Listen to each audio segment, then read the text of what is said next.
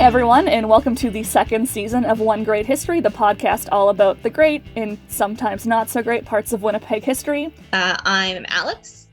I'm Sabrina. And we've got our producer Nick here, too. Hello, everybody. So it's been a while since we've recorded a, main episode. What have we all been up to since we last recorded? I continue to be on the unemployed spectrum of occasionally employed. Yeah. I've had some music videos to work on. Not main gig employed, but I did a music video for a band called the Sorels. It's like a Saturday morning cartoon animated dealie, and you can find that on YouTube. And the song is available on a 7-inch vinyl record, which I also did the cover and back art for. So that's really cool. That's the first time I've ever been involved in a 7-inch vinyl record. So you can go check that out. And I've also been working on another music video that I can't talk about yet. It's a super secret thing. Well, that's fun. I saw the music video has a real original Scooby-Doo vibe, hey? Yeah. I was going for the Hanna-Barbera in the 70s vibe. It was really fun. Cool. I'm glad you guys liked it. Thanks. Mm-hmm. Fun fact, my little sister was very upset to learn that Hanna-Barbera was not a woman. And is in fact the last names of two men. Yeah, Joe and Bill. Poor Lena. Yeah. What a devastating discovery. She had the same discovery about Lewis Carroll, also not a woman. Oh, yeah. Did you think Lewis was the first name? I don't know. That one makes less sense to me. Yeah. All right. I mean, I'm back on the employed spectrum of things, but I feel like the most exciting thing I did was that I invented a new joke. Okay, what's the joke? What do you call a hostel for... Or no, hold on, I have to retell it now. I told it wrong. Fuck. It's a great joke, Sabrina. This. Anyway, my new joke is, what do you call a timeshare for ghosts?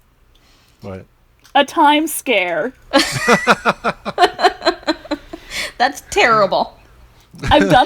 I've done other things, but that's the thing I'm most proud of. That's the most significant. Got it. Yeah. I feel I came up with it in the middle of the night and got out of bed to write it down, so I wouldn't forget in the morning. You are just 4 minutes and 50 seconds away from a tight 5-minute stand-up routine. Yeah. I don't have any more jokes, so I'll have to wait until I dream the rest up. They'll come in increments over the course of the year. But also, stand-up is a pretty good turn into what we're actually talking about today, because we're talking about vaudeville. So you almost have an act for a vaudeville. I've got the first part of an act, and I think I need to fall down next. You could be you could be like the host, where you tell a little joke between acts. Yeah, and then I introduce someone else to do the actual hard part. Yeah. So, you guys know what vaudeville is, I assume. I know Alex does. I do. Yes. Nick?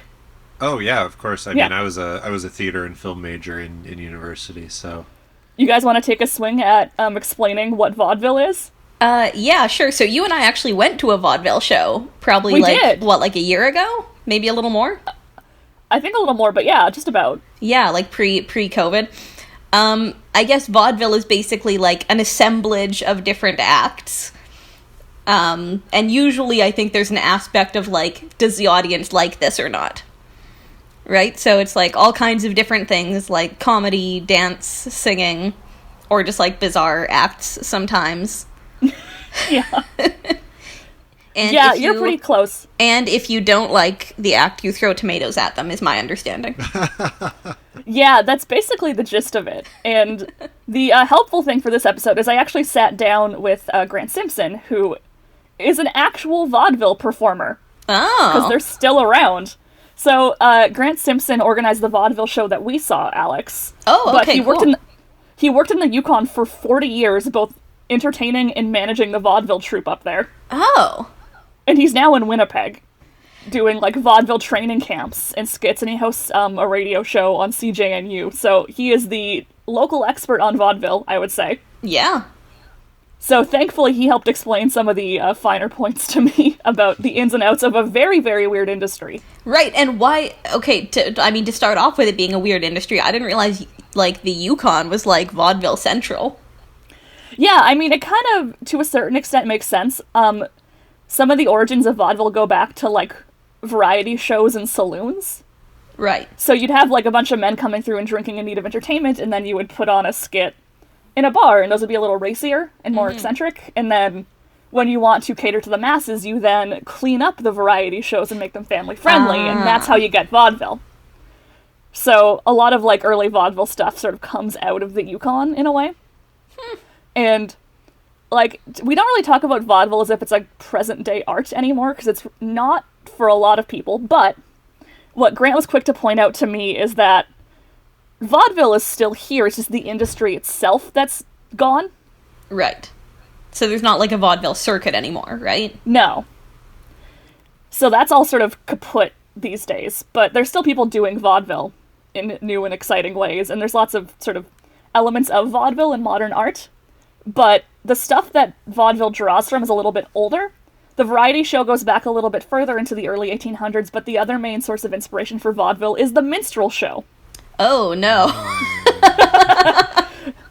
Oh, no is right. So for those that don't know, minstrel shows were comedy sketches organized by white performers where they dress up in blackface and then do skits and songs that either appropriated or mocked black culture.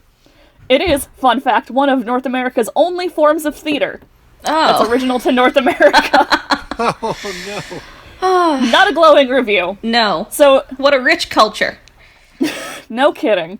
So, minstrel shows really relied on black stereotypes, some of which still sort of carry on today. And the issue is that, for a lot of people, this was the lens for white people to view black people. Right. There weren't black performers on stage in the early 1800s. This was the only way to experience black culture.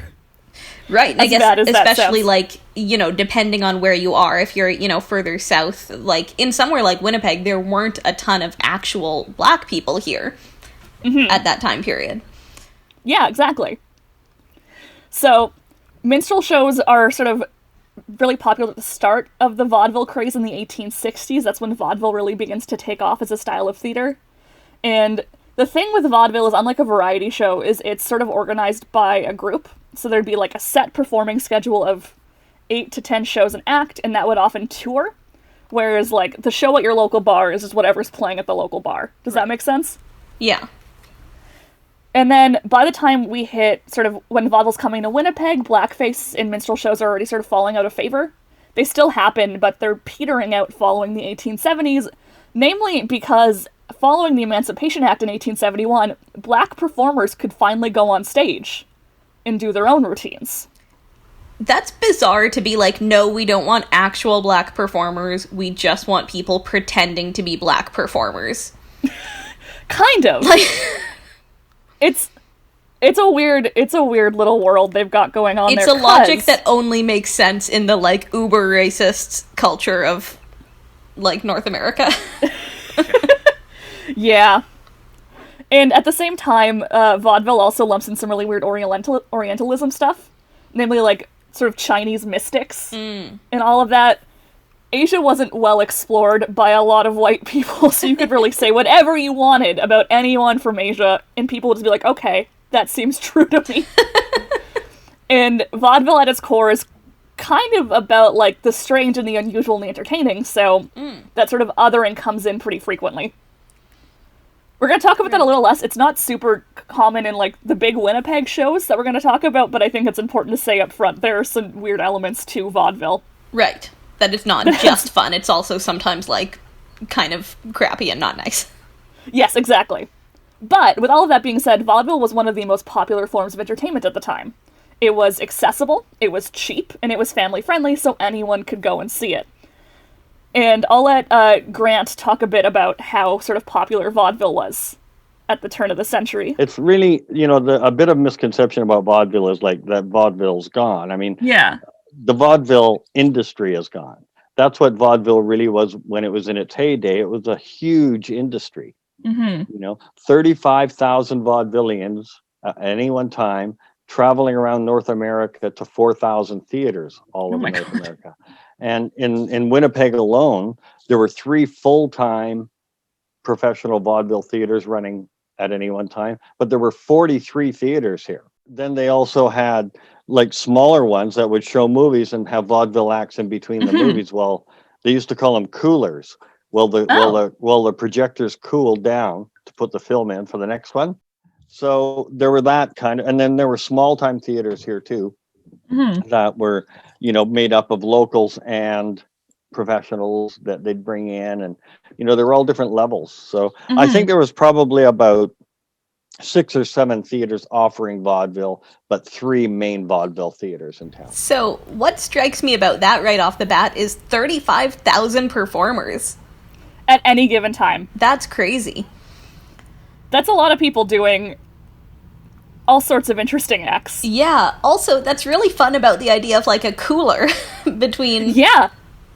Like, as the projector is literally cooling down, here's, like, a fun person to come and juggle for you. Yeah, I'd actually never thought about that being an issue, having, like, the projectors cool down before. I knew they got hot, but... Right, and I guess, like, vaudeville in this way is kind of a win-win, because you can get performers to fill in, like, these little spaces, but also, like, it gives those performers a chance who, like... maybe wouldn't be able to do 2 hours on their own. Yeah.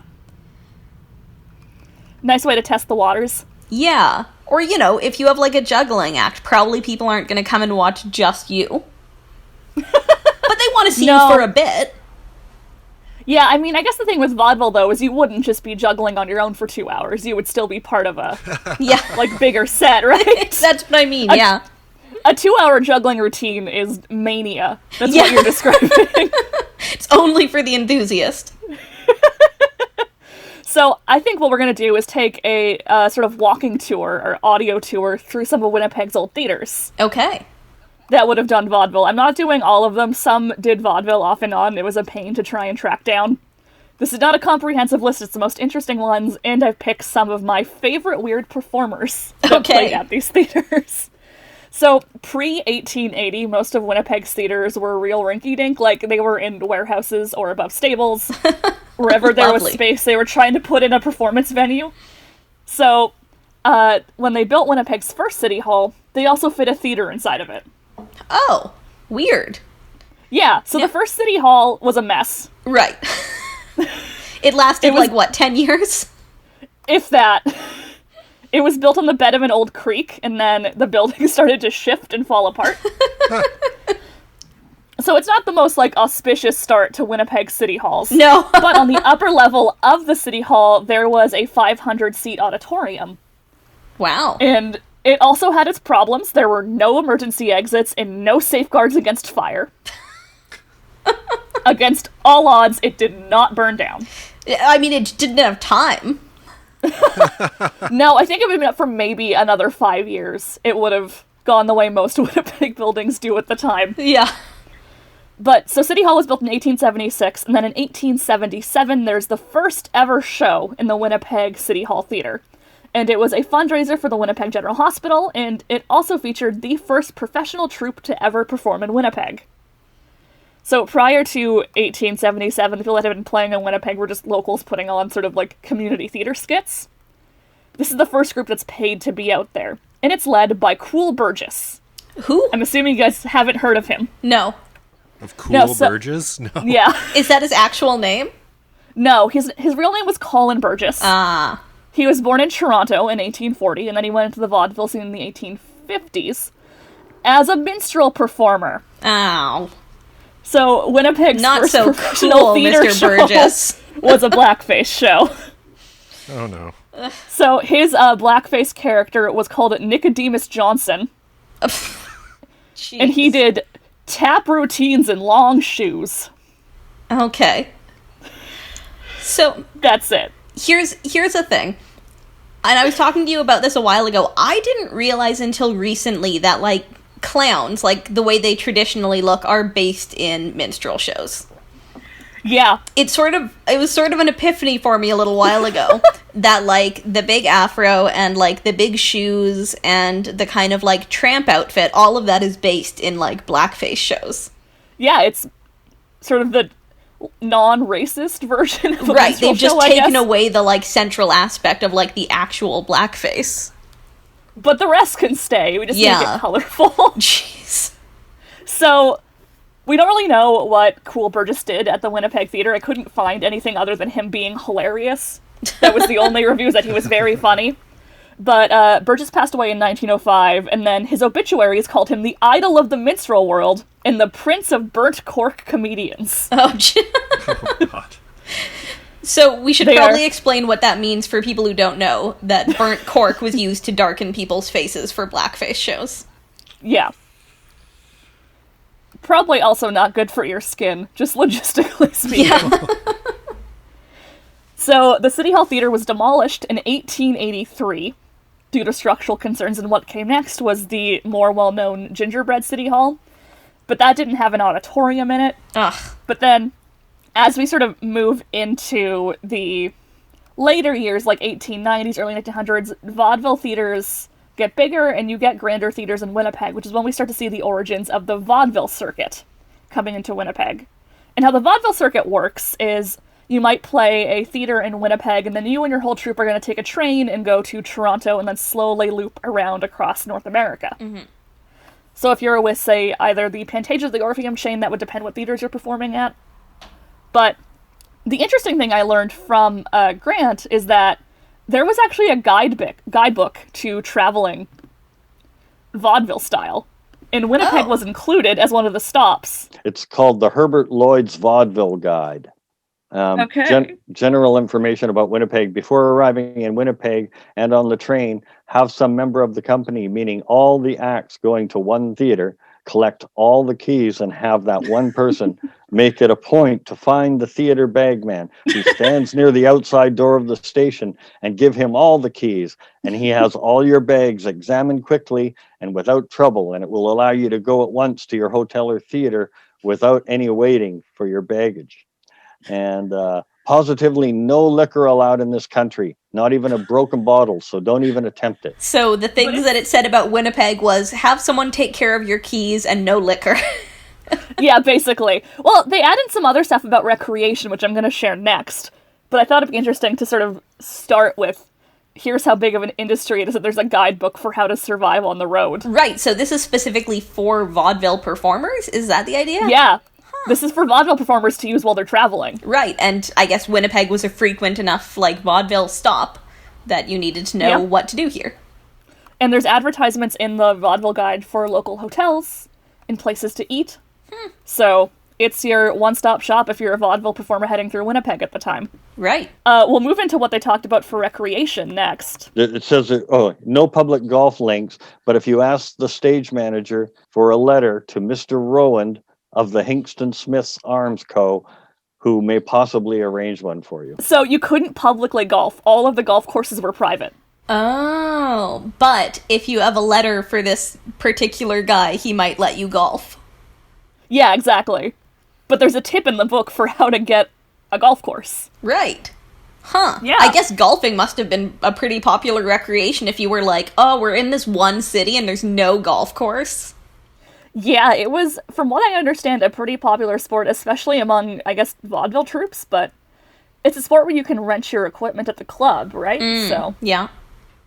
You don't necessarily need to, travel with, hockey skates and sticks as you go around. Right. And most places did have golf courses, so it's pretty easy to find them, even if you couldn't get in as the public. And around what time is this? Sorry. I understood it to be around early 1900, but I could be wrong. Right. No, I was just curious about the thing about how no liquor was allowed. Yeah, it might have been during Prohibition. I actually didn't check the date on it. It could have been any time. Vaudeville was a thing in Winnipeg from, the 1890s all the way until the 1930s. Okay. So there's a pretty broad spectrum of when that guide would have been applicable. Right. The next stop on our theater tour is the Victoria Theater, which also has a similar history to the City Hall Theater in that it was originally built as a feed stables in the 1890s. It was a stable until 1912, and then it was turned into a theater that showed vaudeville shows and movies. Huh. Briefly, it was known as the Strand Theater No. 2, because there were two Strand Theaters owned by the same company. And then the Victoria Theater was demolished in 1930. And where was it? It would have been near where Winnipeg Square is today. Okay. A lot of theaters would have been in that sort of neck of the woods, and then most of them were torn down. Great. Here is an ad for the theater when it first opened around 1912. The largest seating capacity in the city, full orchestra in attendance at every show, a comfortable, warm place to spend an afternoon or evening and enjoy the latest pictures, both comical and educational. Sanitary, fresh air conditions carefully looked after. Get the habit and send the children to the Victoria, then come yourself. You'll enjoy it all. So it's warm and it's sanitary. It's clean air. I love that more of that is about how it's just like a comfortable place to go and hang out than about like, we have fun shows here. Yeah, the entire pitch is it's clean and nice. Yeah. Which I guess tells us a little something about how people were living. Probably, yeah. That like, hey, come get out of your like gross hovel that you're living in for a bit. And I think concerns about theaters at the time too. A lot of them were sort of notorious fire traps. Right. Like, if they're built with wood, they're overcrowded, they're heated often with gas or lit with gas lights, and there's no fire escapes. I guess also, if I heard that a local theater had been made out of a stable, my first thought would not be, oh, that sounds comfortable and clean. Yeah, probably not. So, the interesting thing with the Victoria Theatre is it's the only one we're going to talk about that also doubled as a movie theater during its operations, but sort of early movies and vaudeville went hand in hand for a while. Early movies were quite short. They would have been like maybe 10 to 20 minutes long at most. They were quiet, so there wouldn't have been any sort of dialogue, and what you would have needed is an orchestra to play accompanying music. Just like a vaudeville show would need, so the orchestra could play for both a live act or a movie. So it's not too hard to split those two things up and do both at the same time. But we're talking mostly about exclusive vaudeville theaters. So we're going to move on to the Dominion Theater next. The Dominion was built in 1904 on the corner of Portage and Main, where the Richardson Building is today. Okay. So it was owned by Victor and George Kobold, and it actually wasn't a part of a major vaudeville chain, but the Kobolds struck a deal to share acts with the Orpheum circuit. Oh, and the Orpheum I've heard of. Yeah, so the Orpheum was one of the bigger vaudeville chains, and it had theaters all across North America, and they had some of the bigger acts. So if they could spare some performers to come to the Dominion, it worked out great for the Dominion Theater, and then the Orpheum can get more acts through Winnipeg. I'm assuming there was some sort of financial deal going on there as well. Right. And then the Kobolds sold the theater to William Blake Lawrence, and Lawrence actually changed the deal so they were no longer associated with the Orpheum, and he placed it with the Sullivan-Constantine circuit. Okay. Which I'm assuming no one has heard of. No. That's not a super, like, snappy title there. No. So, the Sullivan-Constantine circuit had 20 theaters, and they would have been affiliated with about 20 more. So, there were about 40 theaters running the same circuit across North America. And Constantine, notably, had this really weird rivalry with Alexander Pantages, who we'll talk about in a minute. Excellent. And Alexander Pantages owned the Pantages Theater, but they were both based in the States, and John Constantine and Alexander Pantages tried to steal acts from each other, and then also sometimes each other's equipment. Their equipment? Their equipment. I have no idea how that works, but I'm sure just chaos wherever they were going. Like, the headhunting I get, but the idea that they'd, like, sneak into each other's places and, like, take a microphone is pretty funny. Or, like, their backdrop or their prop tree or whatever.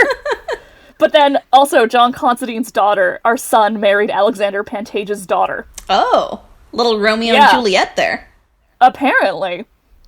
So, that was the group that managed entertainment at the Dominion Theater for a time, and then Lawrence himself went on to buy out a couple other theaters in Winnipeg, and he actually managed his own sort of stock company of local actors in Winnipeg. So this would have been like a group of local performers who did a variety of shows. And then, after a number of years of vaudeville, the Dominion Theater became home to Theater 77 in 1957, which would then merge with the Little Winnipeg Theater a year later to form MTC. Oh. So they were actually based out of the Dominion Theater initially. Right. And then they operated there for a number of years and then moved to where they are today. Right. I was going to say I don't feel like that building is that old. No, it's not. The MTC building that's around today was built in 1970. Okay. So they left the Dominion Theater, moved to the concert hall briefly, and then went to their current location. Yeah. And my favorite act of the Dominion Theater is Fontanelle, the Automan. The Automan?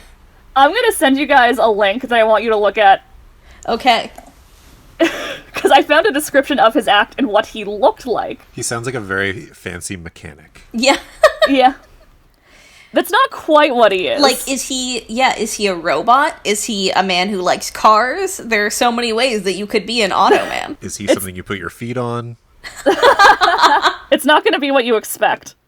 Okay, I posted the link in the chat. Oh, okay. So, Alex, what do you think it is? Okay, so it appears to be a man next. It's not a great photo, but it appears to be a man next to like a humanoid robot with like cogs in his middle bit. However, I am skeptical that this is in fact a real humanoid robot and not just a person. Interesting you say that. So, Fontenelle was an automaton shaped like a man that could walk and talk via a gramophone in his chest. What? Would it surprise you to learn that he was exposed as a fraud a couple years later? What? So, essentially, Fontenelle was a man in a costume wearing many, many pounds of machinery to make it look like he was a robot. And then a man named Dr. Farrell was operating Fontenelle, and that was the whole thing.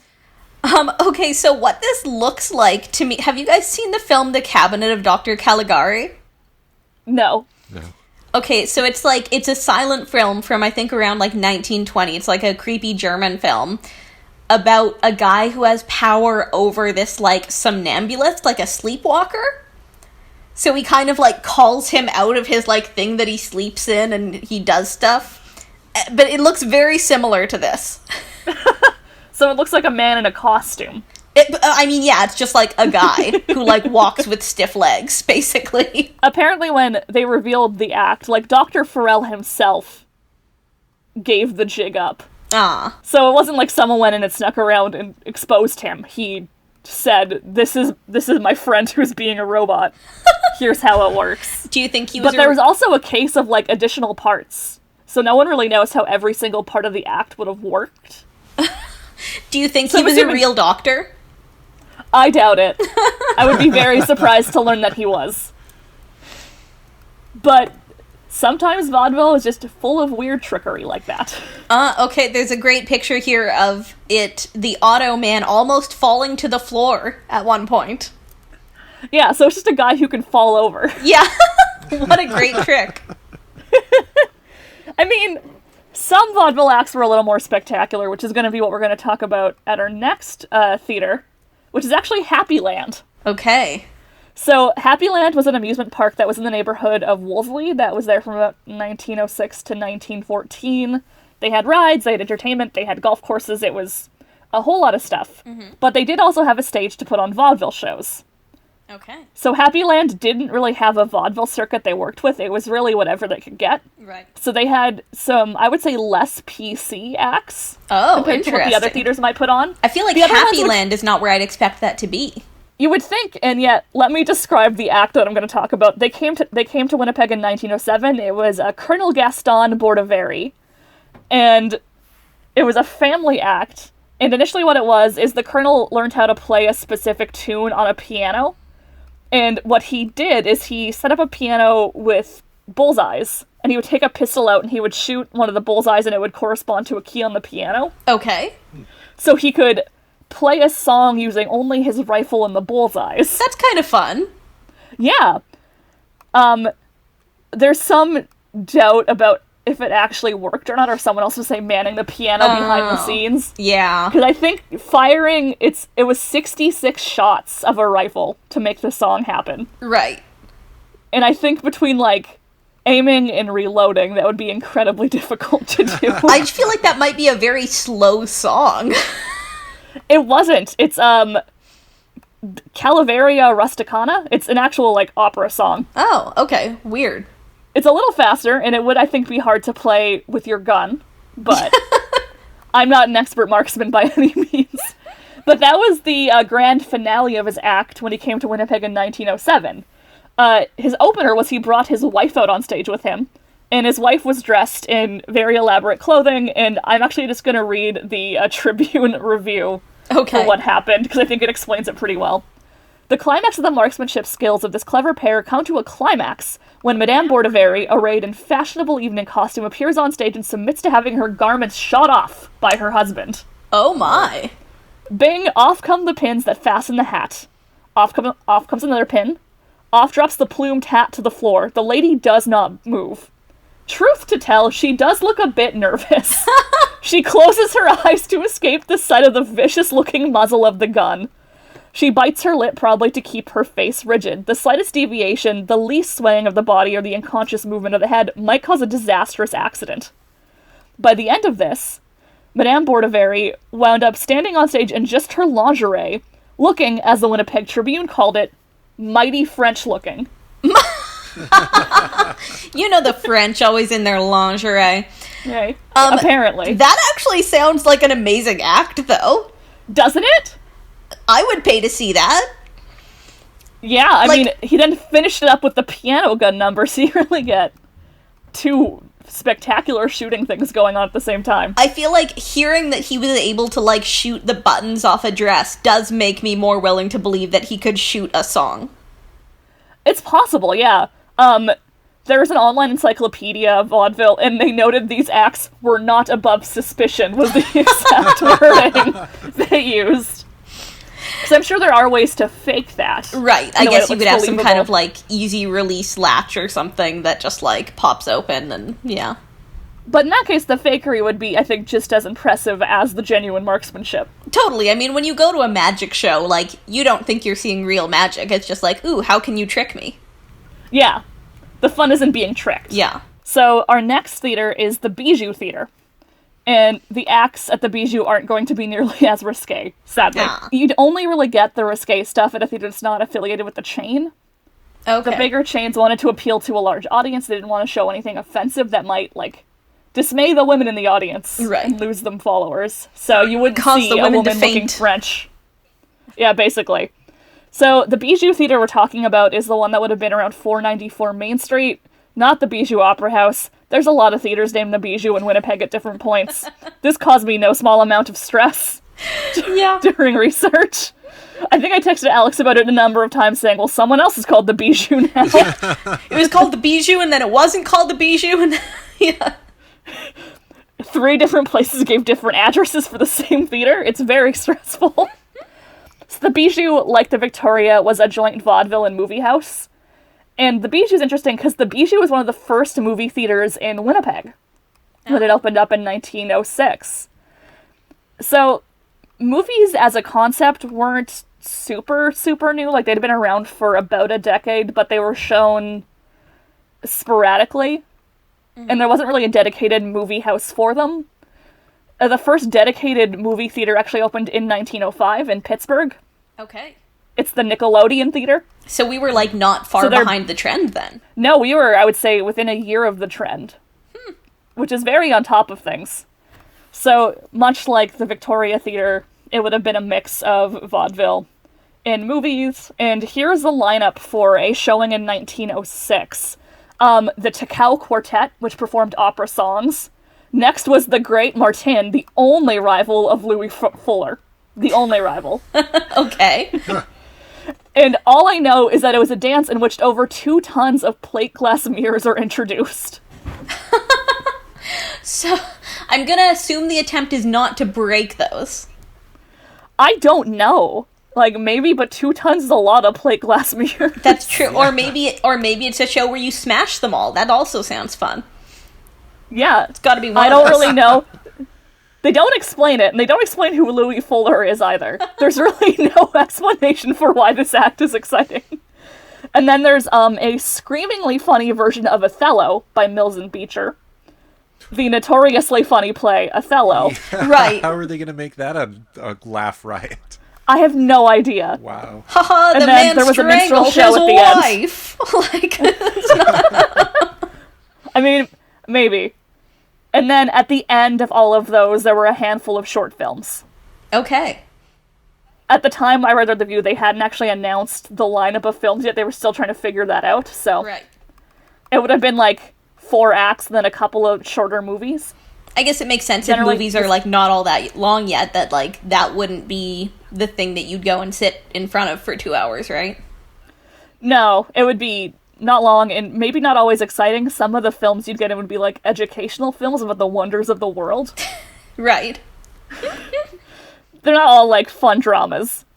So the Bijou burned down in 1979. Oh, that's so it's pretty no longer recent. there. Yeah, if you've been to Old Market Square in the city, that little like annex thing between Red River College and the Exchange Biz office is Bijou Park. That's where the theater was. Huh. It's called Bijou Park, and there is a plaque, but I don't think anyone ever looked at the plaque besides me. Maybe. I don't read plaques, as a rule. I read them, but I refuse. don't retain anything. No, I mean, I've been places with you, and I know you don't read things. No, it's true. We both don't, though. I think we're both bad for that. Yeah. Especially since you both have worked as tour guides. No, What's this plaque here, Sabrina? I don't know. I don't know.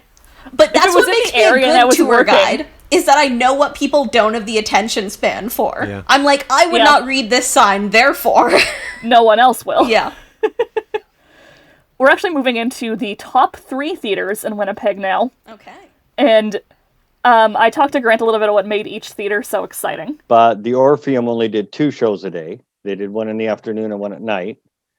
Okay. The Pantages did 3 shows a day, so that was considered small time because you had to work harder for your money. Mm-hmm. And the Strand could have up to 8 shows a day. Oh my god, that's so many shows a day. Was it all the same performers each time? Yeah, they would just go around. They had what they called continuous vaudeville. So they'd open at 11 in the morning and run vaudeville till midnight. So those are our top 3 theaters, the Strand, the Pantages, and the Orpheum.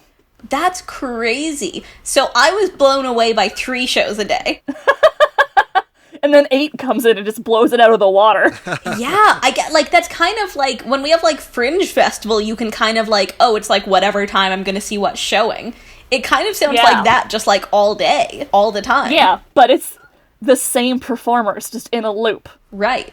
I mean, I guess if you're only doing, like, a 3-minute bit or whatever, that's fine. Also, very tiring, as it turns out, and the one thing Grant did say when I asked him about people getting exhausted was that it was a really good way to sort of perfect an act. Right. If you were like a little less sure about what bits worked and what didn't, doing it 8 times a day was a really good way to sort of fine-tune it to perfection. Which I guess both, like, you and I both know from tours as well, that, like, some days you have to do, like, 4 of the same tour in a row, and by the last one you're like, okay, this is the joke that everyone likes. This is the one that doesn't This really is the joke that literally never lands. No, but I'm gonna keep telling it because I like it. Yeah. So the Strand Theater was sort of the third-rate vaudeville theater in Winnipeg at the time, I think because it did so many shows. Like, the higher-paid vaudeville stars aren't going to be willing to work that much. Oh, yeah, that's fair. So the Strand Theater is at the corner of Main and Rupert, where the Manitoba Museum is now. And its tagline when it opened is, "Get the Strand habit."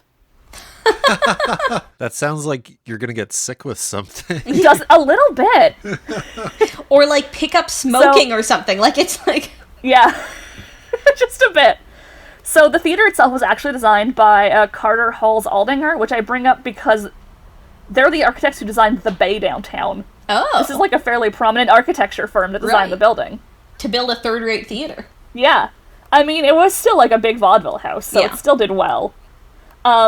So to see a show in 1913, tickets cost you about 15 cents, Okay. which is fairly meaningless to us today, but going to see a fancier show might run you over $1, just for Okay. some context. So I guess it makes sense This was then why meant to- you'd have, like, the less fancy one, right? That, like, this is what you can afford to go to all the time. I mean, most vaudeville, it doesn't seem to have exceeded more than 20 to 30 cents. Okay. It's entertainment for the masses was sort of the tagline for it, so if people couldn't afford to go, you weren't doing your job. Right. So, like, So- would going to see vaudeville be, like, frowned upon for, like, an upper-class person then? It's possible they had, like, fancier box seats that you could pay to go to. Okay. It was generally targeted more towards the working class than, say, the upper crust who might go to the Burton Cummings Theater Right. to go see an opera. Yeah. So the Strand Theater becomes the Strand Theater #1 in 1914 because the Victoria Theater was bought out by the Strand Company. Oh. And then in 1930, the Strand Theater was bought out and its name was changed to the Beacon. And notably, it was still a vaudeville house by this point. Many other ones had sort of petered out of being a vaudeville house by the 30s. Right. Not the Beacon. And then it was finally torn down to make way for the Manitoba Museum in 1967. So there are a couple really interesting acts that come through the Beacon that I really liked. There was one that was a novelty act called Direct from the Orient, No, which was Chinese magicians of the highest order with 23 trained birds. No. That sounds fun. And then they did an absolutely bizarre promotion in 1922 where they had Honey Boy chocolate ice cream to give away to 500 boys and girls who attended a matinee. I mean, I would go for free ice cream. And then my favorite act that I read about was put on by Abe Lavinsky, or Al Board. I couldn't really figure out who he was. He seems to have been like a local comedian and talent manager who worked at the theater. So he actually bought out the set and costumes of the Ziegfeld Follies from 1921 and then brought that to Winnipeg for 1922. Oh. So the Ziegfeld Follies, just for those who haven't heard of them, were sort of like a musical revue show in New York that was pretty big, and it was like the hottest entertainers of the day with girls in fancy costumes. It's where sort of chorus lines come from. And like the Rockettes are the, I think, closest modern version to that we have today. But the Ziegfeld Follies were a pretty big deal. And Al Board brought some of that to Winnipeg. But then he also did a show called Afraid of Bean Soup. What? And I would like you guys to guess what the plot of Afraid of Bean Soup is. I think that it's about you trying to take bean soup in your backpack and spilling it everywhere. And being afraid that your friends are going to make fun of you. On our podcast about the bean thing again. No, it is weirder than spilling a can of beans in your backpack. Is it about someone who was once poisoned by bean soup and now has, like, PTSD specifically to do with bean soup? You're closer.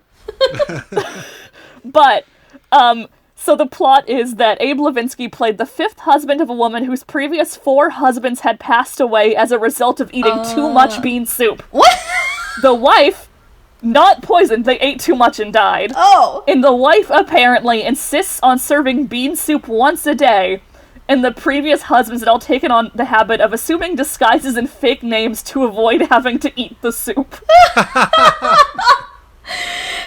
actually sounds so good. Doesn't it? Apparently, the disguises were also partially to avoid, like, debtors, because the wife was in debt. But it seems like the bean soup was the primary culprit. Oh my god. Just disguising yourself to not eat bean soup.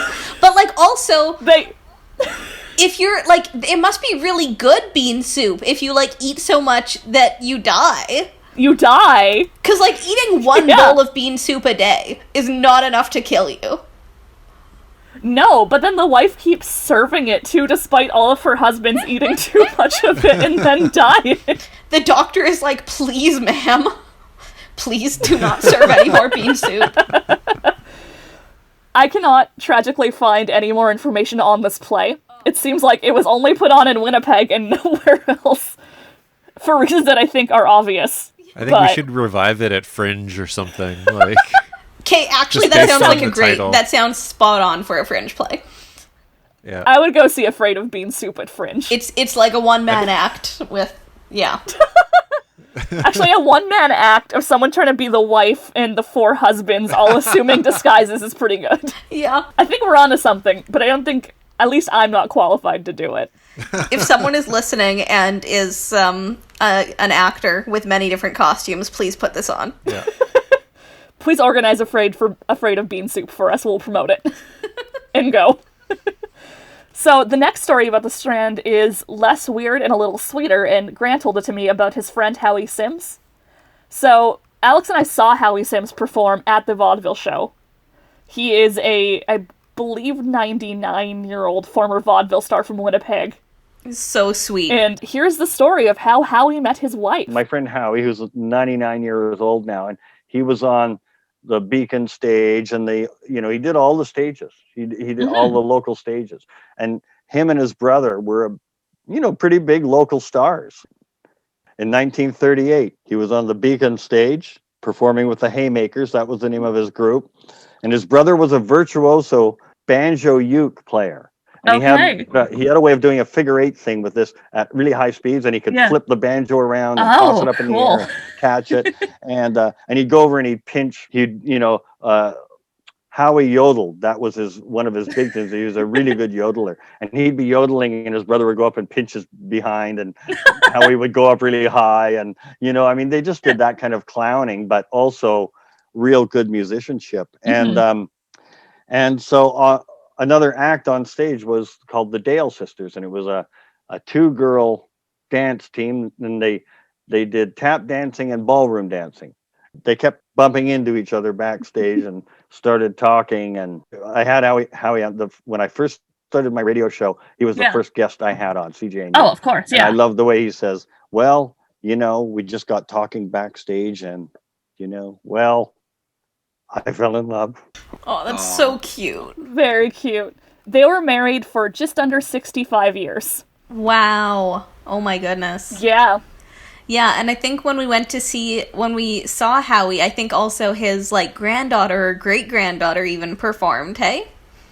Yeah, so his daughter, I think, teaches dance, and his granddaughter did a little dance routine while he sang "You Are My Sunshine." Yeah. Oh, it was just lovely. So Howie would have been performing in the 1930s. Which, interestingly, is when some theaters start giving away things as promotional material. Okay. So the Strand Theater, then the Beacon, gave away dishes to people who went to go see shows. Oh. The Bijou Theater gave away glasses. Collectible dishes are cups. Kind of a thing that's gone by the wayside, hey? Yeah, a little bit. Although, were they branded dishes, or was it just have a plate? It's unclear. This was in an oral history I listened to, and they weren't very specific about what they would have gotten. They just remembered getting plates. Right. But it's an interesting way to sort of promote your theater during a time of economic hardship is get some housewares from us. Yeah. I mean, I'm unemployed. I would go somewhere that gave me free plates. Yeah, also. Cost you somewhere between 50 cents to probably around $1 by 1930. Yeah. So our next theater we're going to talk about is the Orpheum. So the Orpheum was technically the first-rate theater in Winnipeg, but we're talking about it second in the list because the Pantages is the only theater that's still standing. Everything else on this list has been demolished. Oh, jeez. So the Orpheum isn't really around anymore. So the Orpheum opened in 1911, and it was part of the American Orpheum Vaudeville Circuit, which was founded in 1886, and then became part of the Radio Keith Orpheum, or RKO. So that as a film studio produced, King Kong and Citizen Kane. Oh. So the Orpheum was always a pretty big deal in whatever iteration it was in. Right. So when they moved to Winnipeg, this would have been their 19th theater and their first theater in Canada. And then it brought in some of the biggest name stars for a number of years, and then in 1937 its name was changed to the Rko Theater, and then after being used as a venue for artists during World War II, it was closed and torn down in 1946. Yeah. And I have another 2 fun Orpheum stories, and one is from me, one's from Grant. And we'll play Grant's first. It's my favorite. It involves a murder. Or not a murder, it involves a death. I'm being dramatic.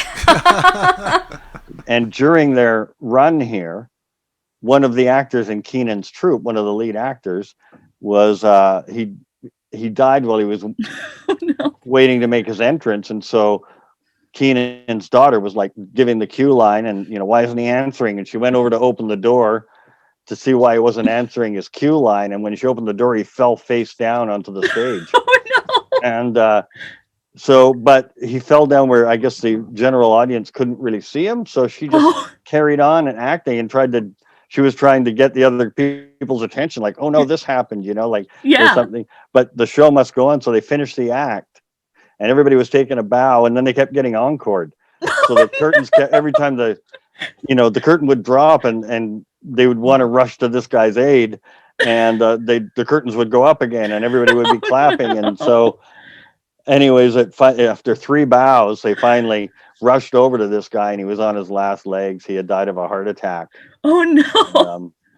And so she was traumatized. There's even a story the next couple days that this poor girl was still traumatized because she was like 17, I think. Yeah, 17. who wouldn't be? Yeah. That's very upsetting. Anyways, Edwin and she fell in love, and they were married shortly after in New York, I think. Oh my god. Wow. Yeah. Like that's super sad and upsetting, but also possibly the most slapstick way to die. Is that I slightly could off think of. stage. Yeah. Well, everyone has to keep taking bows. And trying to, like, get people's attention. Of, Yeah. like, I'm doing my performance, but also someone please help. So, the big notable name in that story is Ed Wynn, who comes in at the end. Right. Ed Wynn is the guy who played Uncle Albert in Mary Poppins in 1964. Oh, I knew the name. So Ed Wynn was one of the highest paid vaudeville stars at the time. He was a fairly well-known vaudeville comedian. He was touring in Winnipeg on the Orpheum circuit alongside Hilda and Frank Keenan, Warren Coolin, and Jonathan T. Burke. So Hilda, Frank, and Warren were all in the sketch together, and then Warren was the one that passed away on stage. Oh, jeez. And apparently, Ed and Hilda fell in love and got married after that tour. Well, that's nice. So you get a fun little love story in the middle of maybe the most bizarre death story. Yeah. So my fun Orpheum story actually has less to do with the Orpheum and more to do with, like, an Orpheum-related incident. Okay. So this is a story from the Winnipeg Tribune. And the headline reads, "Lost. One perfectly good reporter. Finder, please return to the Tribune office." And it continues, "When 4 elephants belonging to a company built at the Orpheum Theater broke out of their stable, the reporter broke away from a perfectly good news assignment and joined in the chase. The reporter returned with the elephant story, minus the perfectly good news story." Come on. Here is the story as written by the reporter. It has been confirmed by the company's press agents. Newspaper reporter turned elephant hunter at 11 o'clock this morning when word was given out by Deputy Chief Newton that 4 trained elephants built at the Orpheum Theater had broken loose from the trainers and were on the rampage near Kate Street. Police received the report that the elephants had become cold when unloaded from the cars at the CPR station and had escaped. Aw. They were animals brought in from New Orleans. One of the animals headed in the direction of the General Hospital by way of William Avenue, and the other 3 were seen close behind. One of the elephants entered the powerhouse at the hospital by a side door and wrecked the premises. In wandering through the building, the elephant leaned up against a high-voltage light switch, and the shock drove him out on the street where he scared horses and rigs and several pedestrians to safety behind nearby houses. The trainer and reporters followed close behind and were able to pacify the animals, who allowed the men to lead them back to the stables on James Street.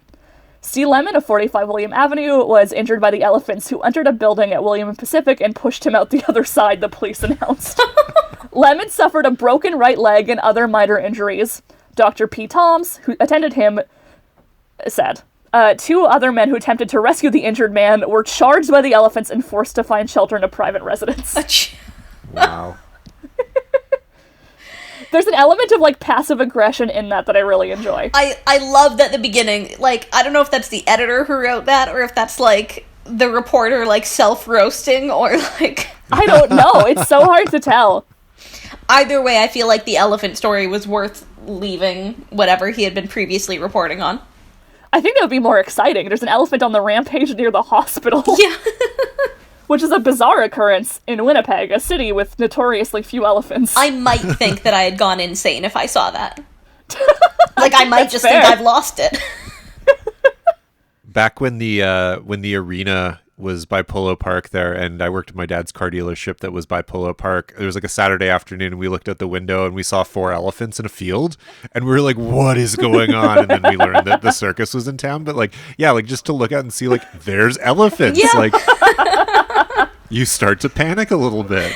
It's a weird thing to see. Or, like, the bit where, like, they had to take a refuge in, like, a private residence. Like, imagine, like, several men coming to your door and being like, "Can we come in? There's an elephant." Like, no. But then also, looking out onto the street and seeing an actual live elephant chasing them. So, our final theater on this tour is the Pantages Theater, which is the only one of the theaters I've mentioned that's still standing. Mm-hmm. The Pantages was technically second-rate theater in Winnipeg, but there are still some pretty big acts that would come through over time. The Pantages story is one I told on tours a lot, Right. so it's very familiar to probably Alex and I assume no one else is. we're not going to get too far into his life story because I feel like that is its whole own thing and could take up probably an entire episode. But the long and short of it is that he was an immigrant to America who struck it big during the gold rush doing vaudeville shows and scamming his then fiancée, Klondike Kate. Yeah. Klondike Kate. Aww. Klondike Kate is very fascinating as a historical figure. She has no bearing on Winnipeg at all. Yeah.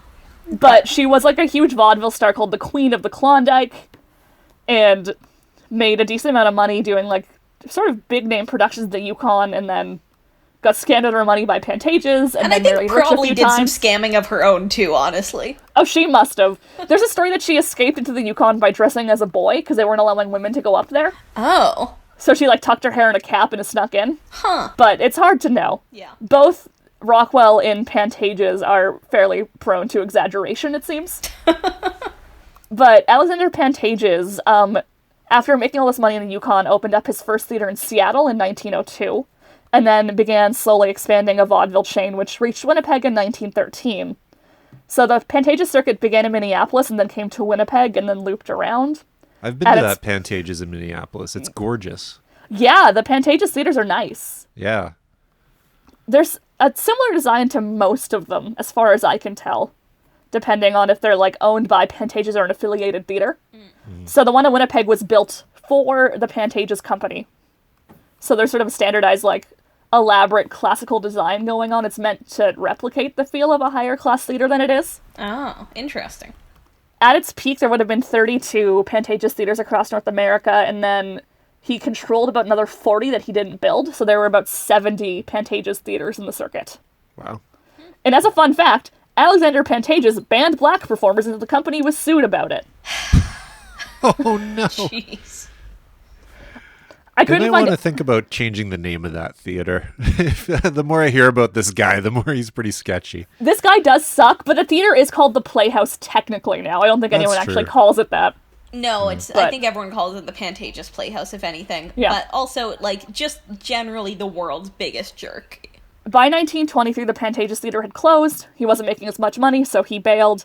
The Winnipeg Ballet then took over, and then the city sort of bought it out around that time too, and now we don't know what's going to happen to it, because it's a hard building to renovate, and it's currently for sale or has been sold. It's unclear. Yeah, I thought it had been sold, but I don't quite know what's going on with it. No, I don't know either. I feel like it was one of those sold for $1 things, and then in conjunction with various companies or organizations that are going to renovate it, but that was like 2 years ago, and I haven't heard anything about its revitalization. I think we won't know for a while. It'll be a tough building to deal with. It does have 3 levels of heritage status. That building isn't going to go anywhere, barring like a massive disaster. And what's notable about the Pantages Theater, though, is that of like the 70 affiliated theaters, there's maybe 6 left. Oh, wow. And one of them is in Winnipeg. Huh. So definitely worth doing something with. Absolutely. So my notable Pantages story actually involves movies. They didn't really show movies that often, but in 1919 there was a boxing tournament at Royal Albert Hall in London that was filmed, and the reels were actually shipped across North America. And the Pantages Theater got distribution rights. So they actually screened each of the boxing matches in succession over the course of about 6 weeks. And one of the boxers' names was Bombardier Wells. That's fun. Which is just a fun name. Yep. So, yeah, you can go see a boxing match at the theater. Ah, cool. And I think now it's probably time we talk about some local stars. Right. Winnipeg didn't have a whole lot of them, which may not be surprising. There weren't many that made it big. You have some like Howie Sims, who are kind of locally well known in a very specific circle. Mm-hmm. But there were chances for people to make it big, because Grant told me about the old Vaudeville Tryouts you could do. Every Thursday was, in most towns, every Thursday morning you could go and try out. Oh, interesting. That's where the fun. hook and everything comes from. Okay. And they would, they'd sell tickets to those shows, and people would go in to be mean. Like you go to. Oh no. Yeah, they'd take in food and vegetables and things to throw at them, and if they were bad, and they'd really heckle them, and it was like, okay, well, if you can make it through this, maybe you have a chance. So you could go try out, but at the risk of being heckled quite severely. Okay, so my idea of, like, throwing tomatoes at the performers basically is more like in the tryout phase. Yeah. Yeah, if you want to be mean, you'd go during the tryout phase. Right. But there is actually one Winnipeg vaudeville troupe that does kind of make it big, and they're called the Winnipeg Kiddies. Oh. Are they, like, women, I'm guessing? No, they're children. Oh. Oh, kiddies. I was... No, yeah, Kiddies, not with T's. Right. Yeah. So it was a vaudeville troupe founded in 1915 to entertain troops that were coming through Winnipeg. And then they were mostly made up of local Winnipeg kids. Among them were like Marjorie Guthrie, Lillian Beck, Grace Gilmer, Thelma Wolpa, Freddie and Gordon Holmes, and Jackie Fine-Silver. All of them had some experience performing in Winnipeg before this. And in their early years, they were called the Winnipeg Juvenile Performers, which is not as catchy and harder to find. So they actually started working as sort of a fundraising group to raise money for the Returned Veterans Association, not long after they were founded. So within a year, they started going on tour around sort of the Canadian West, and they went to Minnesota and Ontario and smaller towns along the way. At a minimum, they could raise somewhere between $400 to $600 in smaller sized towns. But their biggest tour happened in 1917 when they did a 6-week trip across Western Canada and through American border towns. And this caused a stir because the Great War Veterans Association said, why aren't these kids in school? Yep. Fair question. And then the troupe said that teachers were traveling with them and that the Great War Association was not the guardian of these children. Wow. The show was very much a variety act, but just with kids doing whatever they wanted. So the stage manager of the show was Mrs. Holmes, who I can't find anything on. But the headliner of the act was Marjorie Guthrie, who was an elocutionist and singer, so she would do monologues and songs. And some of her songs in this one undated program I found include, "Old England needs you like a mother. Would you turn your mother down?" That's a very long song title. Isn't it? And then, "There's someone more lonely than you." Oh, okay. I guess. There were more songs than that, but they were the funniest names. Then you have the Holmes Twins, which is Freddie and Gordon, and they were drummers and singers. And their songs include "Everybody Took a Kick at Nicholas." Hey. "Save your kisses till the boys come home." Do you think that's like an anti-lesbian song? Like, don't kiss the girls, you gotta wait. You gotta wait till the boys come home. It's that idea of wasting kisses comes back. Yeah. Spend your kisses wisely. And then you have Jackie Fine-Silver, who was a comedian and a monologuist, and some of his songs include "You Can Never Be Too Sure About the Girls" and "Daddy, I Want to Fight." I think I should add in now, this was sung during wartime, so these are all patriotic war songs. Right. Which is why there's some stuff about, like, saving your kisses till the boys come home. Yeah. And then Doris Roche sang as the Red Cross girl, so she was just dressed like a nurse. The program doesn't give her any songs that were interesting. Lillian Beck was a character singer and sang songs like "I've Got a Pain in My Sawdust." What? I don't know. And then "Since Mother Goes to the Movies." Huh. Okay. So that's a big hit. Yeah. Yeah, we all know that one. Mother Goes to the Movie shows. We all know that experience. Elizabeth Swanson was the North Dakota fairy doll who did dancing and singing, and one song was called "Roll Me Around Like a Hoop." And then Walter Hall and then Lillian Beck and Jackie Fine-Silver all did like duets and dances that weren't super notable, but that's sort of what a show would look like. Okay. It's just a bunch of kids doing fun little skits about kissing and war. I don't think adults want to watch kids perform anymore. Not the way they used to. Like, that seems to have been more of a thing back in the day. Like, I've got, like, a Nat King Cole album, and there's, like, a couple of songs where he's, like, singing duets with, like, his kid or whatever. I don't want to listen to that. That's fair. So the group kept touring from 1917 until 1918. They performed at the Burt a couple of times, which is, at the time, the Rko Theater. Their 1921 show was probably the biggest because the costumes cost $2,000 alone. And then by sort of the early 1920s, the group had disbanded. The name was revived a few times for sort of like either reunion shows or like new groups. And then the kids from the original group went on to do other things. Doris Roche married Sammy Cohen, who was a Jewish actor who had a role in All Quiet on the Western Front. And then she became a blues singer. Rita Laverne, who was in the troupe a little later, went into CBC radio plays. Others went into, like, business and manufacturing and less exciting careers, but 2 actually went on to achieve fairly significant fame, namely Thelma Wolpa and Marjorie Guthrie. So Wolpa was actually from the States. She was from, I believe, North Dakota, and got roped into the troupe when they were touring. But they formed an act called the White Sisters. They were not sisters. You're right. It was easier to bill them as such. And for a while they did sort of children's acts still, because Marjorie was, I think, the tallest of the 2 at 4'10". Oh. So they could still pass as kids if they wanted to. But then they get a role in the Ziegfeld Follies. And then their careers start to take off. So Marjorie Guthrie has a big film career where she works with the Three Stooges. She does a couple of big movies, and she's on her way to becoming a major star when she dies in a car crash in 1935. Oh, man. So some of Marjorie Guthrie's movies include Women Haters, which was a Three Stooges movie.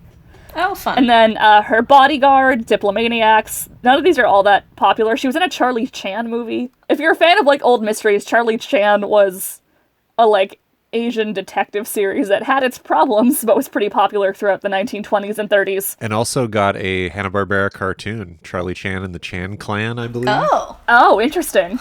Yeah, it was like him and his kids. Huh. That's interesting. So yeah, Marjorie Guthrie was in an early Charlie Chan movie. She was billed as Marjorie White, so if you're Googling Marjorie Guthrie, you're going to get a different person, just as a heads up. But Thelma White went on to do something a little different. She did a few movies. She was in Reefer Madness. Oh, cool. I've seen it. Have you guys seen Reefer Madness? I think a while ago, yeah. Yeah, a long time ago. Yeah. It was like a marijuana panic film from the 30s, is it not? Yeah. They did a remake with Kristen Bell.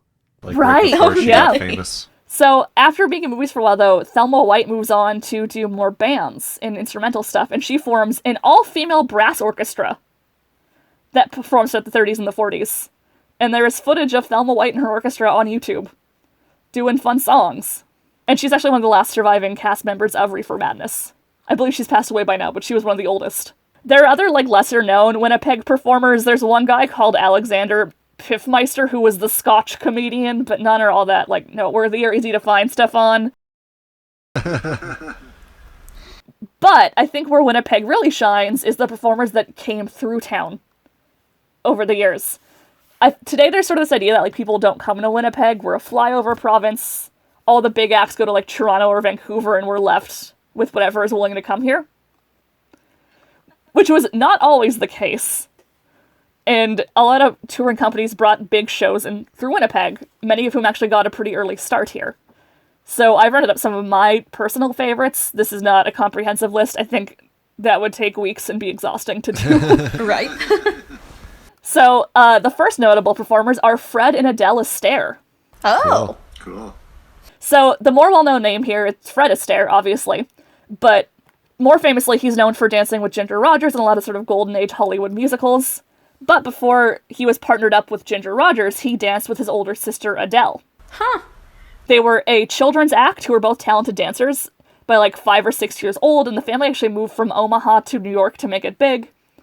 And one of their first routines, which came out in about 1905, involved the kids dancing up and down set pieces shaped like wedding cakes. And the pieces then like lit up depending on where you stepped on them. That's that's not fun. creepy at all. So by the time the pair reached Winnipeg, it was 1917, and they were closer to adults than kids. And this is actually one of their last tours they would do before making it big in movies. So by the end of 1917, Fred and Adele actually gained roles in Broadway shows. And then Fred would use that to launch a movie career in the 1930s. Adele retired by the 1930s. She didn't really go into showbiz the same way her brother did. And my favorite Fred Astaire anecdote, which is probably not true, is that when he screen tested with RKO, someone wrote the note, "Can't sing, can't act, balding, can dance a little." There's no evidence the note exists, but one note that they did find from David O. Selznick, a studio producer, wrote, "I am uncertain about the man, but I feel, in spite of his enormous ears and bad chin line, that his charm is so tremendous it comes through even on this wretched test." Oh, man. If someone wrote that about you, would you be complimented or insulted? Both. I think both.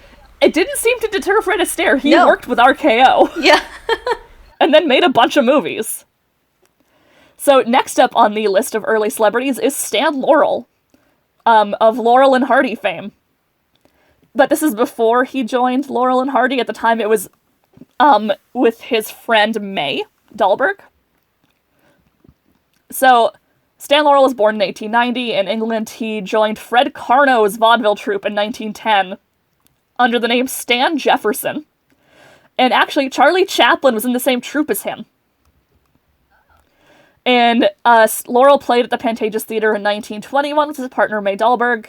And then they did some touring for a while in the 1920s before Laurel was offered $75 a week to make 2 real movie comedies. And then he went into film by 1924, so within 3 years of playing in Winnipeg, he was now in films. And then in 1926, he befriended Oliver Hardy, and then Laurel and Hardy made a bunch of short films in the 1920s, going into full-length features in the 1940s. And actually, Buster Keaton gave a speech at Stan Laurel's funeral, just for a glimpse of how sort of big these guys were. Yeah. They're not as well known today, I think. They don't have the same, like, lasting impact as some others will. But I think if you say, Laurel and Hardy, people have a vague idea that is famous people. I have my Laurel and Hardy pins right here. Oh, I love that! That's so cute! And they're old. They're from, I don't know when, but... I don't think anyone makes Laurel and Hardy merchandise. No. No. There was a Stan and Ollie movie that came out a few years ago with Steve Coogan and John C. Reilly that talked about like their last tour, I think. Yeah. So they were kind of washed up and they were like, one more go, Stan, like that type of thing. So the next performer is also someone that might be a little less familiar. Bilbo Jangles Robinson came to Winnipeg in the 1920s. Okay, I don't think I know who that is. Okay. It's interesting, because I feel like of the people we're going to talk about, he might be one of the more influential. So he came to Winnipeg a number of times in 1922, 26, and 27. He was described as a dark cloud of joy. And he was not a blackface actor. Bilbo Jangles was a real black man. Okay. Which actually seems notable. That does seem, honestly. He was a tap dancer, predominantly. So there's no review of his act that I could find in Winnipeg, but he did a sort of tap dancing act that was filmed in 1932 where he tap dances up and down a flight of stairs. And it's probably something similar to that. But when the Orpheum Theater closed in 1946, they highlighted Robinson as one of the big performers that came there at the time. And he had a pretty long career in vaudeville. He actually got his start in minstrel shows as a pick or a pickaninny. And this is one of the black child actors that would sit on the sidelines and do choruses for the white performers. By the 1920s, he was a little older, and he began to sort of do tap more professionally, and then by the 1930s, he'd actually become a massive film star and worked alongside people like Shirley Temple. In fact, the first sort of interracial dance on screen was between Bill Robinson and Shirley Temple. Okay, I think maybe I have seen that, actually. Yeah, it's a fairly, well-known part of film history. Right. So across his career, he did a fairly significant amount of stuff. So he is one of the first minstrel and vaudeville performers to appear as black without the use of blackface makeup. He is one of the earliest black performers to perform solo. He is the earliest black headliner in Broadway shows. The first black performer to appear in a Hollywood film in an interracial dance team. And the first black performer to headline a mixed-race Broadway production. Wow. And then, on top of that, he did activism as well. He was fairly well known for advocating for the rights of black Americans and black vaudeville performers. So he persuaded the Dallas Police Department to hire its first black policeman. He lobbied President FDR, or Franklin Delano Roosevelt, during World War II for more equitable treatment of black soldiers. And he staged the first integrated public event in Miami, a fundraiser that was attended by both black and white city residents. Huh. And then he was also at one point falsely accused of armed robbery because he had a pistol that he hadn't licensed, and I assume that what was going on is he had a pistol to defend himself. And then someone was racist about things. That seems to be the case. Because he was never charged with anything. They couldn't prove it. But when he died in 1949, he died penniless, and Ed Sullivan paid for his funeral. Oh. Well, that's kind of nice. I mean, not nice that he died penniless, but... Yeah, but, Robinson went on to influence stuff like the Nicholas Brothers, who did the dance Stormy Weather with Cab Calloway, Fred Astaire. He was a fairly, big influence on later tap dancers in vaudeville. Cool. And he came to Winnipeg 3 times. And here's another really interesting one. Helen Keller played the Vaudeville Circuit. Oh, weird. You and I were talking about Helen Keller the other day, because apparently we were. Some young people don't believe that she existed or something. There was like a TikTok joke that Helen Keller wasn't real, and I think some teens got tricked and some didn't, and then people on the internet panicked. It's very weird. So we're going to state for the record, Helen Keller did exist. Yeah. And she was a social and political activist who's known for being deaf, blind, and partially mute. Notably, she was not born this way. It was brought on by something like scarlet fever or meningitis when she was around 7. And after the sickness, she couldn't hear and she couldn't see. She learned to speak a little later with the help of Anne Sullivan, who was a visually impaired companion that often traveled with Helen Keller and translated and helped her as a friend. But Keller also had some fairly radical social ideas that I don't think we talk about nearly enough. I think she was a socialist, right? She was a member of the Socialist Party of America. She campaigned for women's suffrage, labor rights, socialism, anti-militarism, and other causes.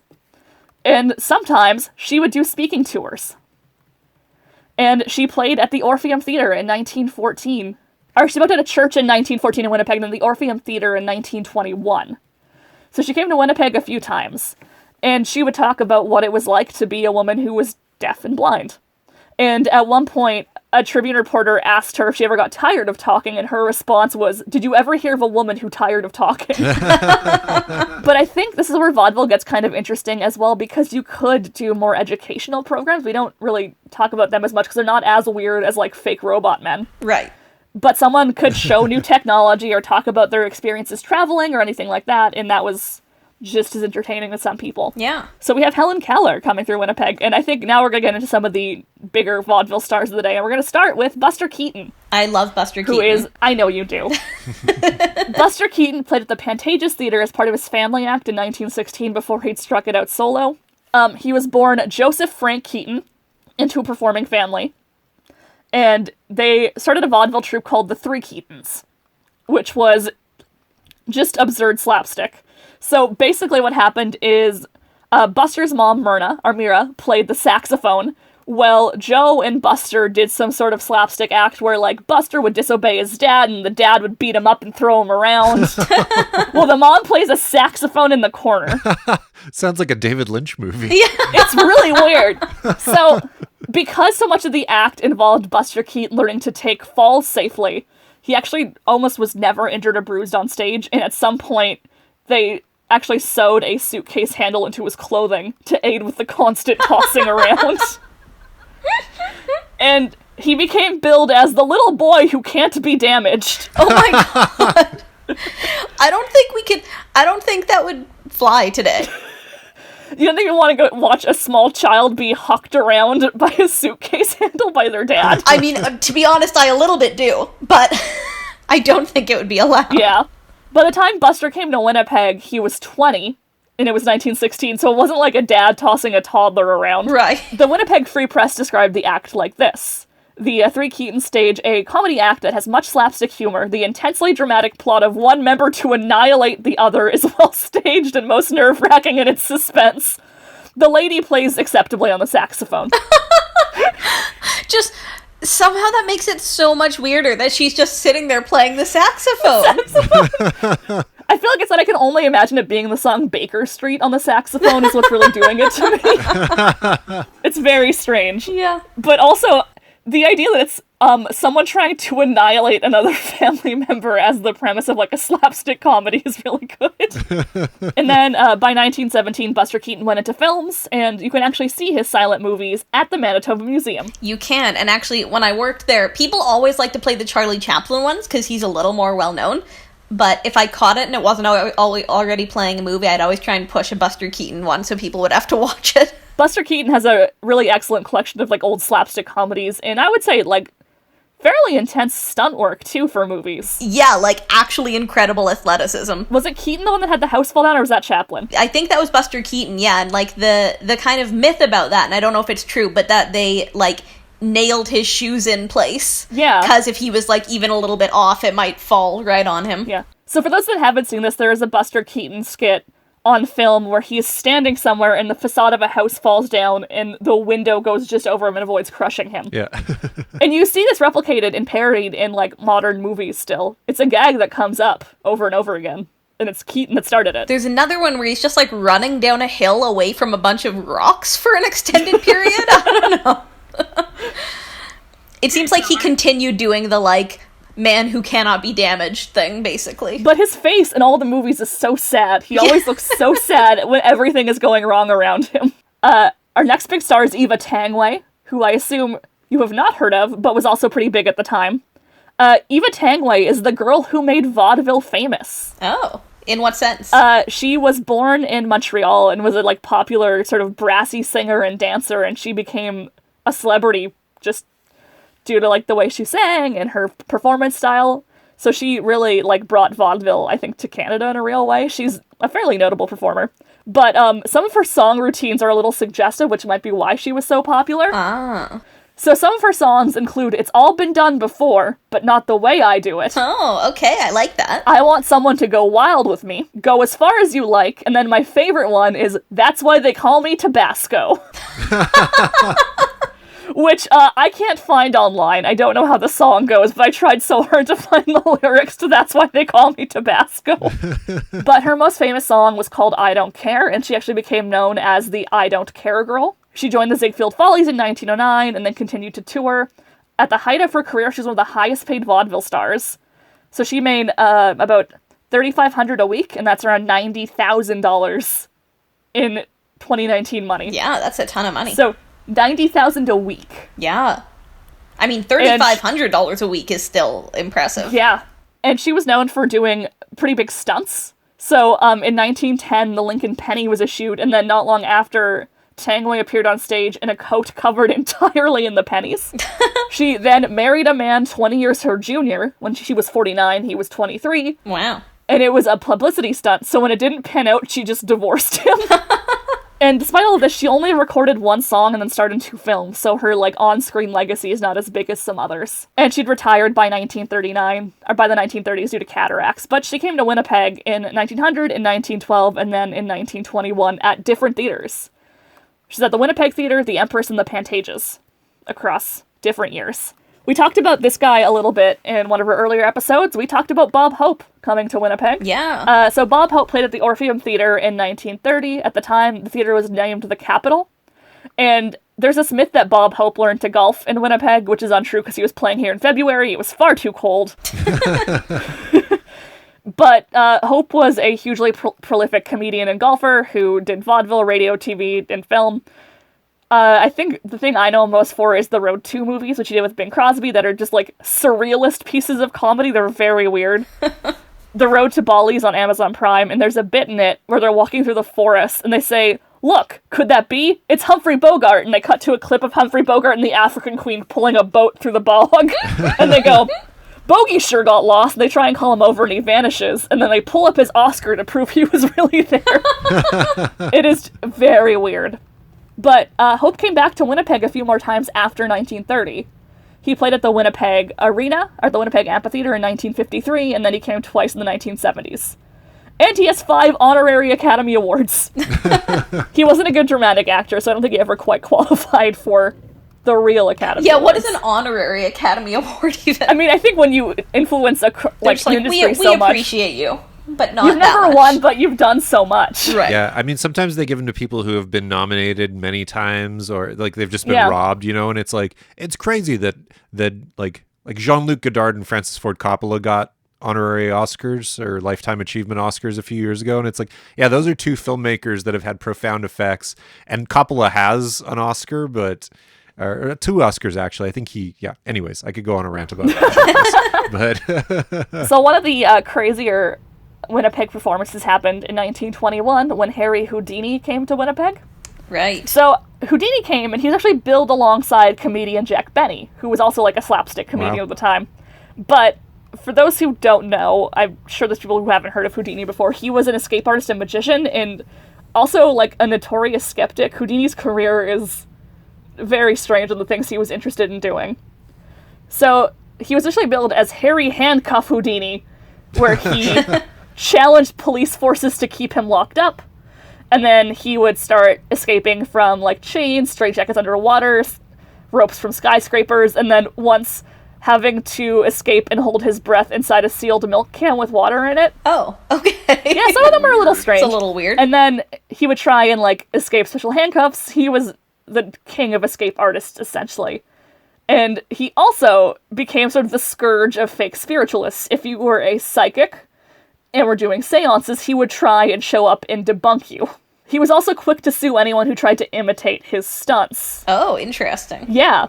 And maybe the craziest part of his trip to Winnipeg is that he didn't just perform at the Orpheum Theater.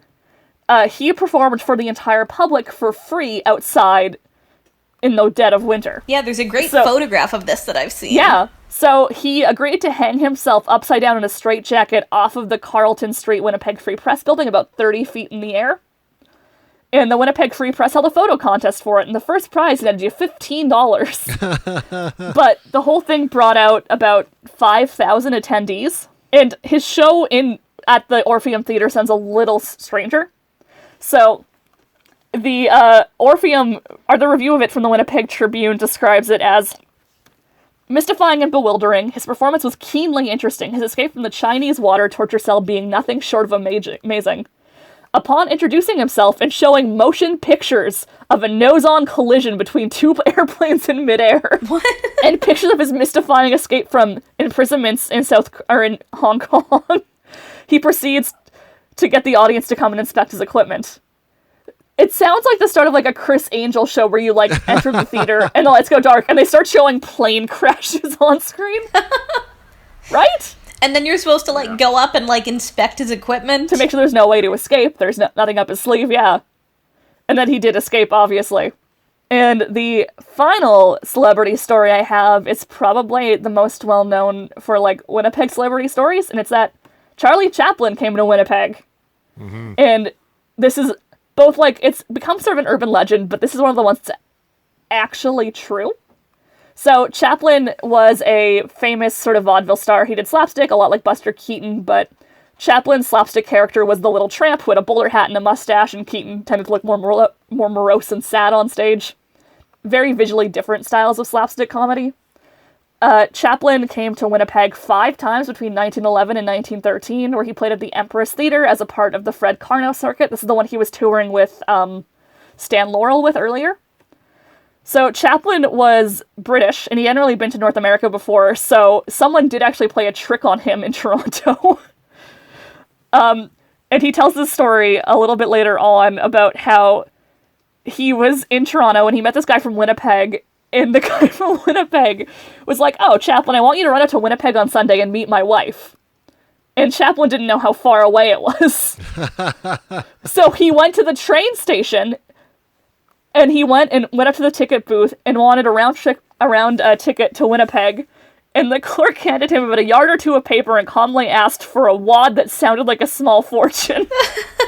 You've misunderstood me, Chaplin said, adding, "I want to run over to Winnipeg and back." "How long do you think that will take you?" asked the station clerk. "About 40 minutes or so," I replied. "You'll get there Tuesday night," he said. Oh, no. So, after all this, he goes back to the Winnipeg comedian and says, "I can't come over. I'm running to San Francisco to spend the evening with my aunt." It's a pretty good answer. It is. And when he came to Winnipeg, one of his shows was called The Wow Wow. And this is before he'd sort of developed the character of a tramp, so he was actually sort of like a staggering drunk called the Inebriate. Oh. And the act that he did in Winnipeg involved Chaplin chasing a singer off the stage, groaning at a ham actor, imagines a pretty soubrette singing directly to him, and finally accepts a challenge from Macaroni Alley, the terrible Turk, to wrestle him for a handsome purse. And then the drunk wrestles Alley until he falls helplessly to the mat. Oh, jeez. But the most noteworthy of his stints comes in 1913 when he was staying at the Le Claire Hotel. It's now the Windsor Hotel. It's still there. And at the time, he was considering going into movies. And while in Winnipeg, he actually wrote to his brother Sidney saying that he was considering signing a contract. And there's still evidence of this being signed. The letter exists, so we know he wrote it. But it was also just on the hotel stationery. It could have been sent somewhere else if Chaplin had stolen from the hotel. But not long after that, he signed with Keystone Studios and developed the tramp persona, and then began appearing in films by 1914. And then in 1919, he founded United Artists with other artists like Mary Pickford, who was Canadian, Douglas Fairbanks, and D.W. Griffith. And the fun thing about the 1913 visit Chaplin had is it coincides with a different vaudeville group passing through Winnipeg. Namely, the Marx Brothers. Oh. The Marx Brothers were actually only in Winnipeg on a layover, essentially. They were heading to Duluth and were stuck in town for about 3 hours. And Groucho Marx, whose real name was Julius Henry Marx, heard word about Chaplin performing at the Empress and then actually snuck out to go see it. But his brothers went to the pool hall and Groucho went on his own, so his brothers were doing their own thing, completely ignoring what he was up to. Apparently, Groucho's reasoning was, I hadn't been too hot with the cute, and I decided I need a brief sabbatical from the green cloth.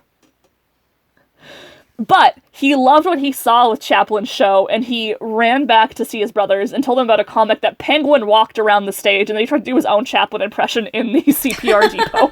And then a few months later, they crossed paths again in Vancouver and actually met up properly, where Chaplin and Groucho introduced themselves. And then Chaplin said he was considering going into films. He hadn't fully decided yet. He wrote the letter, but he wasn't sure. And Groucho asked him, why not? Don't you like money? About a decade later, a little over a decade later, the Marx Brothers enter film on their own, and they make other old slapstick movies like Duck Soup. And they did play Winnipeg a number of times at the Orpheum Theater in 1917 and 1922. The Winnipeg Tribune called them unassuming, hardworking boys. But there's a lot of influential vaudeville stars that pass through Winnipeg or have these memories of coming to Winnipeg, because Bob Hope writes about at least talking about golf in Winnipeg, just not golfing here. It's, I think, one of the more interesting parts of our theater history is how big we were, that we attracted all these stars to come through and perform and hang themselves off of buildings in the middle of winter as a free publicity stunt. That's bonkers. It is. But by the 1920s and 30s, you have movies becoming a little longer and a little more popular. And then the final death blow comes in the late 1920s with the introduction of talkies, or sound movies. It took a while for them to figure out how to sync up audio and dialogue with movies before you get little title cards saying what people were saying, if you got any dialogue at all. And then in 1927, The Jazz Singer premieres, and it's the first feature-length motion picture with synchronized score and also lip-sync singing and speech. And vaudeville kind of holds out a little bit longer through the 1930s, the Beacon Theater, the Strand stays open for a little bit longer, but most of the vaudeville stars that were big in the early days had moved into either film or radio by this point. There was no longer any money in vaudeville the way there used to be. But vaudeville had a pretty big influence on most of the art that we still enjoy today. You can see vaudeville in, this is an older reference for Alex and I exclusively, the Carol Burnett Show is very much vaudeville inspired. Yeah, totally. The Carol Burnett Show, that variety type show thing. Yeah. Okay, Jake Conway falling slowly down the stairs. Yeah. My all-time favorite sketch, yeah. No, you know what I was also thinking as you were talking is basically vaudeville is America's Got Talent. Yeah, very much so. Yeah. It's the same thing with a judging element, but even SNL gets its roots from vaudeville. It's just we don't have vaudeville circuits anymore. I guess just the idea that we don't want to watch the same person for too long. Yeah. And I think it's interesting to watch people do weird talents, right? Yeah. Yeah, talents that, wouldn't necessarily capture your attention for, a super long period of time, but hey, for 4 minutes, that's a super cool thing to watch or whatever. Yeah, absolutely. Someone doing ventriloquism with a dog or whatever. The thing with Winnipeg, though, sadly, is a lot of our physical vaudeville history is lost because most of the theaters are torn down, which is, I think, just a result of Winnipeg going a little bit too gung-ho with progress. Yeah. In the 1940s and 50s, because a lot of the places where those buildings used to be were parking lots for a really long time. So we maybe And didn't some actually still need are. to knock down those buildings. It was preemptive demolition in some cases. But it's hard to imagine Winnipeg as sort of a theatrical heyday the way it used to be. Yeah. I think it's a hard thing for Winnipeggers to picture, especially without the theaters there to tell those stories.